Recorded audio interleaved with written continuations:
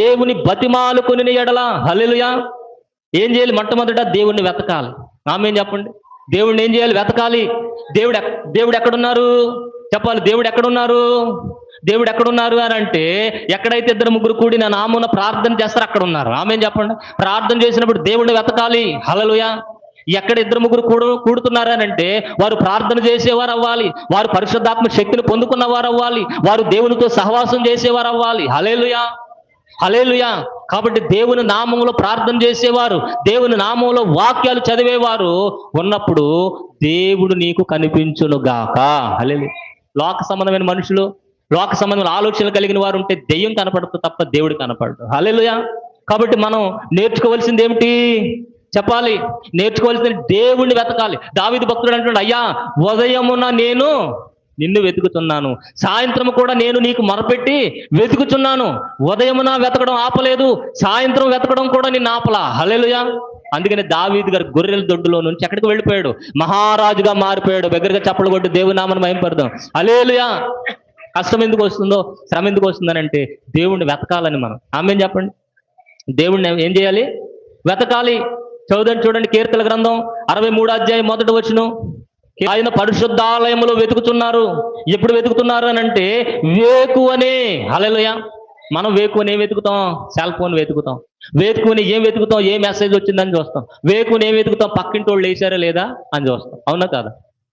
సాధారణంగా మన ఆలోచన ఎలా ఉంటుంది? పక్కింటి వాళ్ళు వేసారా లేదా, వీళ్ళు ఏంటి రాత్రి నుంచి లైట్ అలాగే ఉంచారు, వీళ్ళు ఏంటి ఇంకా లైట్ వేయలేదు, మేము లైట్ వేసేసాం, మేము ఇంకా ఊడి చేసుకుంటున్నాళ్ళు ఇంకా ఓడవలేదేంటి, ఇక ఇయే తప్ప దేవుని వెతికేటువంటి జ్ఞానం లేదు. హల్లెలూయా. కాబట్టి వేకుని ఏం వెతకాలి చెప్పాలి? దేవుని వెతకాలి. రాత్రి అంతా ఏం వెతకాలి? హల్లెలూయా. ఎక్కడున్నా ఏ పరిస్థితుల్లో ఏం వెతకాలంట? దేవుణ్ణి వెతుకుదుము కాక, దేవుణ్ణి కనుగొందుము కాక. హల్లెలూయా. వెతకాలి. హల్లెలూయా.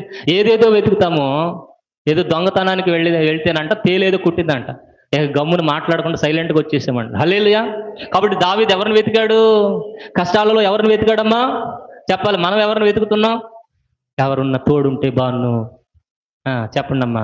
ఇక ఎవరన్నా ఉంటే బాను, చుట్టాలుంటే బాను, పట్టాలుంటే బాను, స్నేహితులుంటే బాను, ఫ్రెండ్స్ ఉంటే బాను. హల్లెలూయా. వాళ్ళు ఏం చేస్తారు? నిన్ను కొంప ముంచి వెళ్ళిపోతారు. హల్లెలూయా. ప్రభు అంటారు, నీతిమంతుడు లేడు, ఒక్కడునూ లేడు. కాబట్టి నువ్వు ఎవరిని వెతకాలి? రూత్ అమ్మగారు భర్త చనిపోయిన తర్వాత ఎవరిని వెతికింది చెప్పాలి? ఎవరిని వెతికింది? దేవుణ్ణి వెతికింది. మరొక పురుషుడిని ఎప్పుడు కూడా చూడలేదు, ఎవరిని వెతకలేదు కూడా. హల్లెలూయా. పరిగేరుకుని నమ్మకంగా ఉందామే. ఎస్తేరు తల్లిదండ్రులు చనిపోయిన తర్వాత ఏమండి యవన స్త్రీలు ఎలా ఉంటారు? నగలేసుకుందామని, రకరకాల బట్టలు వేసుకుందామని, రోడ్ల మీద తిరుగుదామని, మేకప్లు వేసుకుందామని ఎస్తేరు ఎప్పుడు అనుకోలే. హల్లెలూయా. ఎవరిని వెతికిందనంటే దేవుణ్ణి వెతికింది. ఎందుకనంటే తినడానికి అన్నం లేదు, కట్టుకోవడానికి బట్టలు లేవు, పేదరికంతో ఉంది, దీనురాలుగా ఉంది, వేసుకోవడానికి చెప్పులు కూడా లేవు. ఆ యొక్క సమయంలో ఆమె ఎవరిని వెతుకుతుంది అని అంటే దేవుణ్ణి వెతుకుతుంది. దగ్గరగా చప్పలు కొట్టి దేవుని నామమును మహిమపడదాం. హల్లెలూయా. ఆమె దేవుణ్ణి వెతికింది. దేవుడు నాకు తోడుంటే చాలు, మా పెదనానికి నాకు దేవుడు తోడుంటే చాలు, ఇదిగో మా యొక్క దేశ పరిస్థితులన్నీ మారిపోయినాయి, మా జీవితాలు ఎలాగ దేవుడే మారుస్తాడని దేవుణ్ణి చూసింది కనుక ఎస్తేరుని దేవుడు ఏం చేశాడు? 127 సంస్థానాలకి రాణిగా చేసి పడేసాడు. బిగ్గరగా చప్పలు కొట్టి దేవుని నామమును మహిమపడదాం. హల్లెలూయా. కాబట్టి ఎవరిని వెతకాలి? కష్టాల్లో, శ్రమల్లో, ఇబ్బందులు ఎవరిని వెతకాలి? దేవుణ్ణి వెతుకుదుము గాక. దేవుడు ఉంటే చాలు, ఆయన సన్నిధి ఉంటే చాలు, ఆయన ఆత్మ ఉంటే చాలు, ఆయన శక్తి ఉంటే చాలు, ఆయన బలం ఉంటే చాలు, ఆయన మహిమ ఉంటే చాలు. హల్లెలూయా.